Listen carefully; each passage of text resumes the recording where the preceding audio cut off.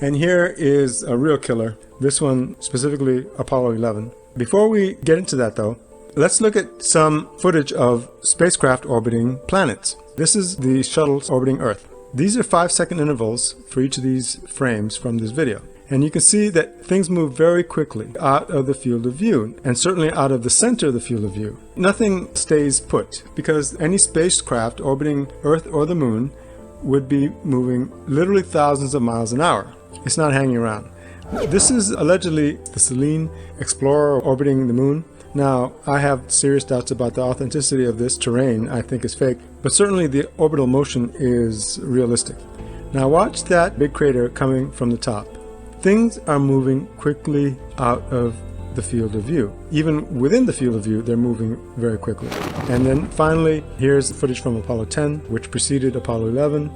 And here, things move out of the field literally in 2 or 3 frames. Within 3 frames, things are gone. You can hardly even keep track of them. We're talking about just seconds in the field of view for any particular object. This is supposed to be live footage of Apollo 11 as it was starting to orbit the Moon when it first arrived there. The craft's movement shown here is nothing like the completely smooth, unidirectional motion of the craft in the preceding videos, where things on the ground very quickly moved out of view. Imagine a rifle bullet with a tiny camera on it. And as a matter of fact, the Apollo 11 spacecraft was supposedly orbiting the Moon at twice the speed of a rifle bullet. And here's Frank Reynolds and his sidekick analyzing and commentating on what's going on. And I'm going to run through just 3 frames quickly.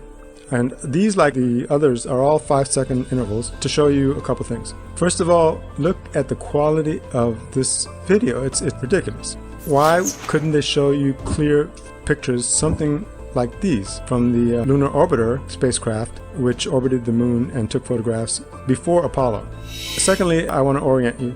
This is Haldane crater here, and this is Schubert and Bach. Okay, these are going to be the craters we're going to focus on at first. So now let's watch what happens.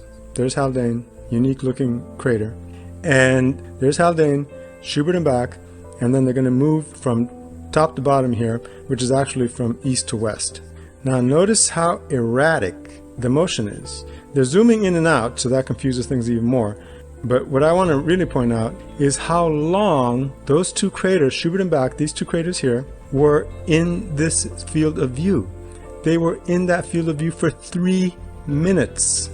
Here's the first frame where Schubert and Bach are clearly in the scene, in the field of view. But when they come back down, they're still over Schubert and Bach. Finally, they leave Schubert and Bach. And this is an impossibility. They couldn't have hung around over those 2 craters for 3 minutes. The field of view is only twice that distance, which is 120 miles. Schubert and Bach are 60 miles. And the orbital speed is 1 mile per second. So that field of view that they were looking at should have and would have been covered in 120 seconds.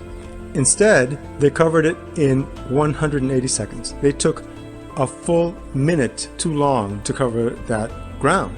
And compare the length of time for any given object in the same field of view. For the Space Shuttle, 30 seconds. Selene, 20 seconds. Apollo 10, 10 seconds. So here's an illustration of what's happening. The field of view is 120 miles. I did measure that. And because the speed is 1 mile per second, in 120 seconds, they've gone 120 miles, and they're looking at an entirely new field of view with an entirely new set of objects. They went not only 120 seconds, they went 180 seconds. They would have moved 180 miles. So they would have left whatever was in the field of view a long time ago.